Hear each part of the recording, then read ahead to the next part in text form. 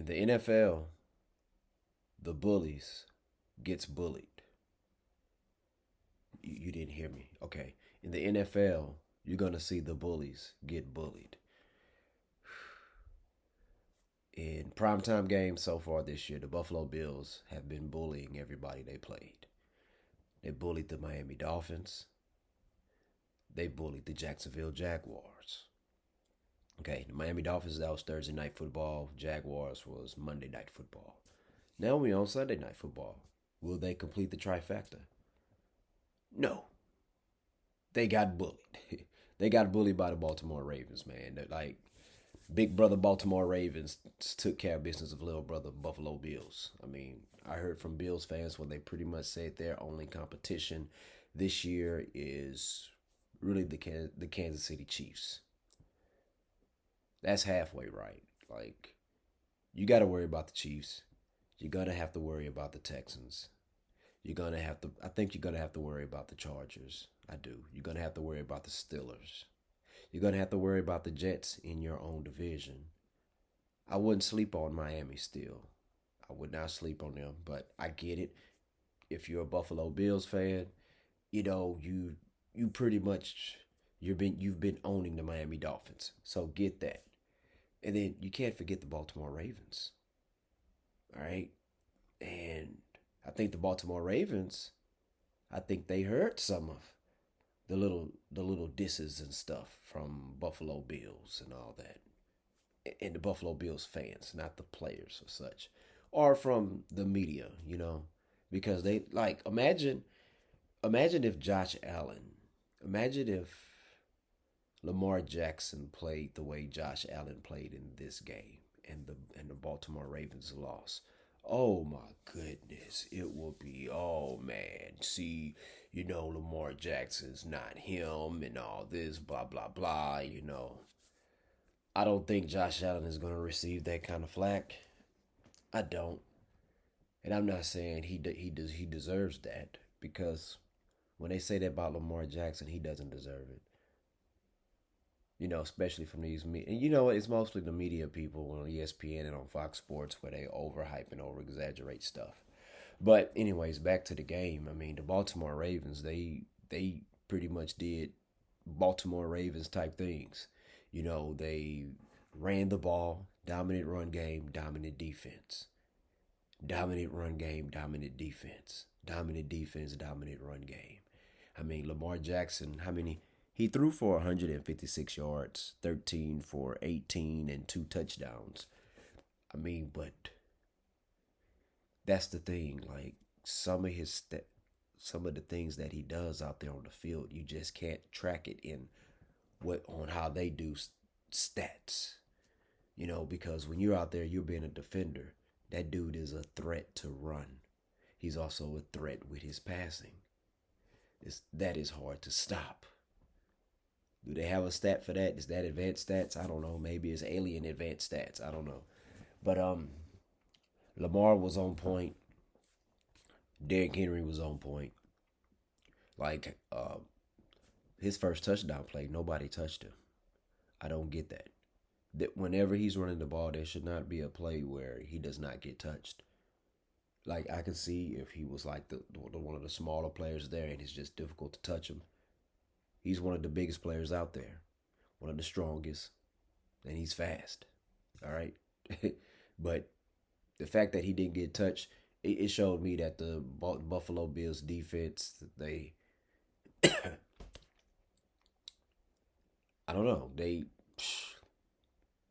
I'm not gonna. I don't know if they were scared to tackle him or not, but because it's quite possible, it's quite possible, he was just moving so damn fast.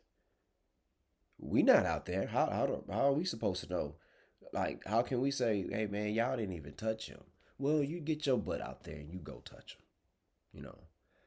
But they are getting paid millions and millions of dollars to do that. But at the same time, because they're being paid millions and millions of dollars to get him, excuse me, the fact that they was not able to get him means that Derrick Henry is still that dude. And I believe he is still that dude. All right, so but I'm not gonna question their spirit or whether or not if they were scared or not. I mean, These are professionals, man. You know, hey, you win some, you lose some, but you live. You live to fight another day. Uh, Buffalo, like I say, you blow out the pre. You've been blowing out people and stuff. It's human nature to get big headed, or to the point where you think, oh well, we're gonna do this and then this is gonna work. But no, Baltimore Ravens, hey, they're gonna punch back. This is a battle tested team. That's why you can't just look at a team's record and be like, oh yeah, they're gonna get smashed, or a team's record and be like, oh, they are about to dominate. No, no, no, you cannot do that. Cannot do that. This is not college. This is not high school, middle school, elementary, Pop Warner. This is not any of that. And the Baltimore Ravens showed you, hey man, we're on all Madden just like y'all are on all Madden, and we are a threat. So you better recognize. Josh Allen, I've been saying he has been doing the willing and dealing this year. You know, he's spreading the ball around. Shoot, the offense almost at one point prior to this game kind of reminded me of like how Tom Brady's offense was. You know, death by 1,000 cuts. It looked like he was staying more in the pocket. And I said this a few weeks ago. I said, you know, the true test is going to be when they play against a team with with a real good strong defense. When they go against one of these contenders, because see, the ultimate goal is to win a Super Bowl. Bars. That's their ultimate goal, to win a doggone Super Bowl. It's not to just get to the playoffs. They've been there, done that, getting to the playoffs and going making deep runs and stuff. Now they're trying to get some hardware. They're trying to get that Super Bowl. And that's why, I mean, I felt like they should have kept Stephon Diggs. They could have used Stephon Diggs in this game. They could have, big time. All right? Would they would have won? Maybe, maybe not. But you could have kept Stephon Diggs, drafted a receiver, and run the offense that they're running right now. But Josh Allen, we saw Josh Allen be more in the pocket, but today he was scrambling because it's like that that that formula wasn't working. That's not going to work on a team like Baltimore. They are fast, they can tackle, and they seen that before. They seen that type of stuff before by the GOAT, Tom Brady. And Josh Allen is not the GOAT. He's not Tom Brady. So they're not going to allow him to just, well, they got no problem with him sitting in the pocket, but that dink and dunk, that's not going to work on a Baltimore Raven defense. It's just not, unless you're Tom Brady. All right. Josh Allen, hey, he's human. We so used to seeing Josh Allen go against defenders, stiff arm, boom, boom. No, they was tackling him while he was trying to put that stiff arm out there.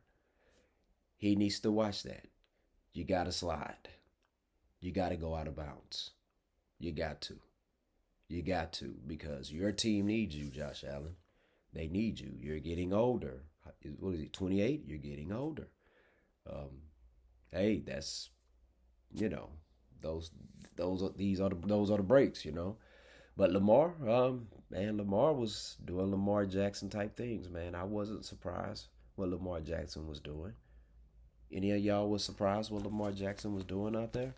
Oh, you haven't been paying. It's pretty obvious that you, my friend, have not been paying attention. You have not.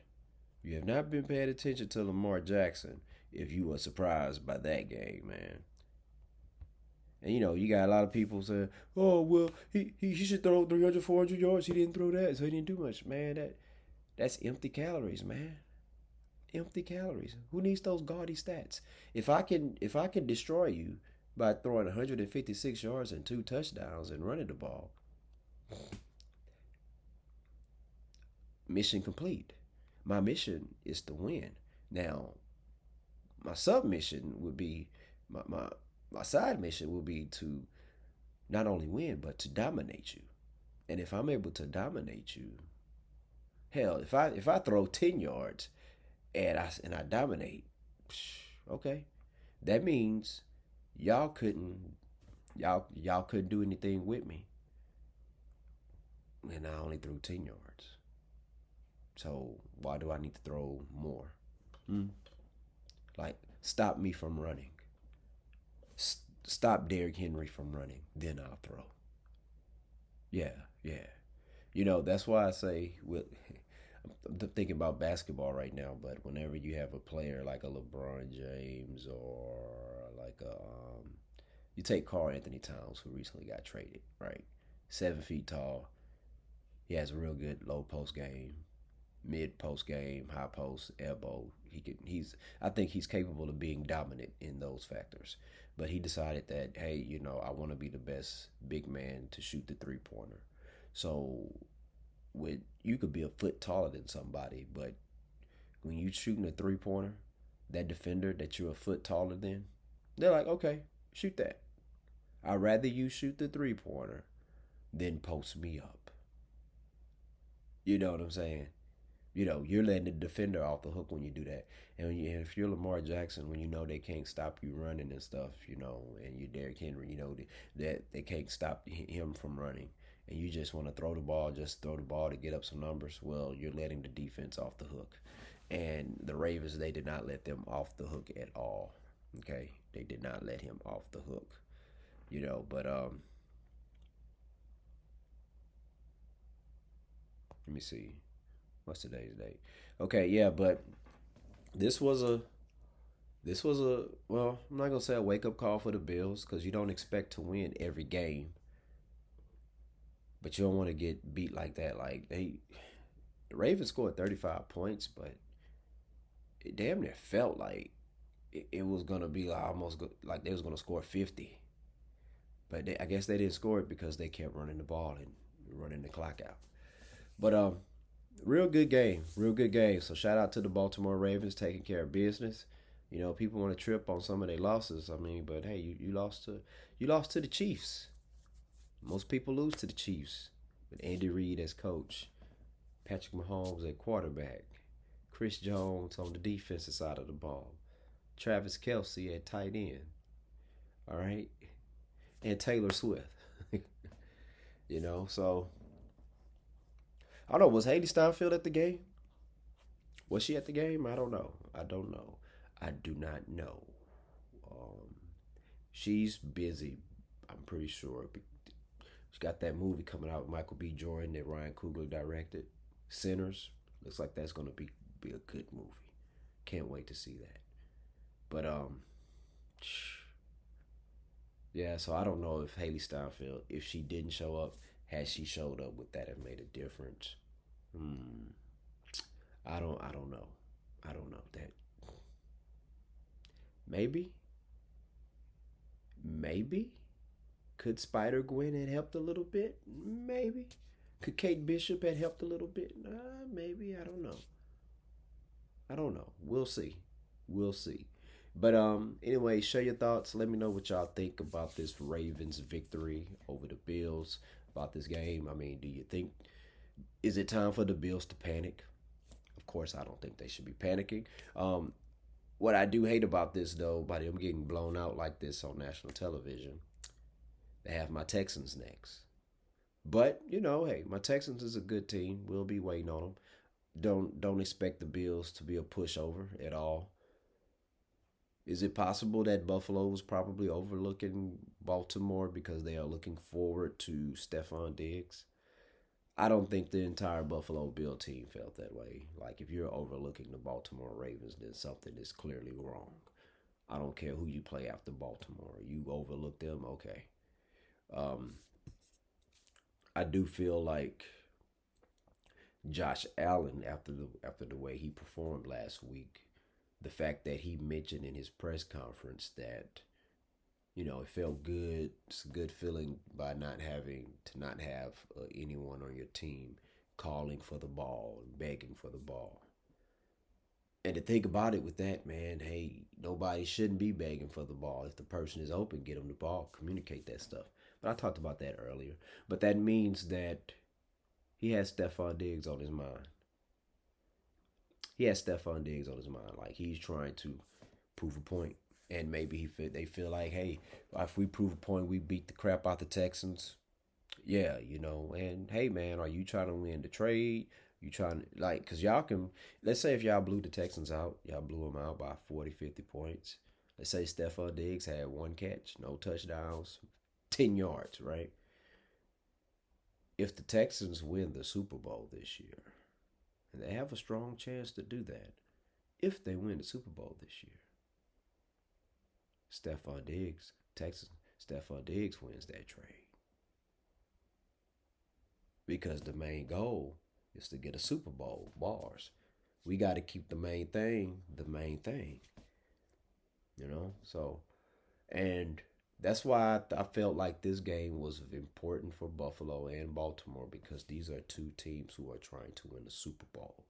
You try to measure to see where we at when we play these, when we go against each other, when these two teams play.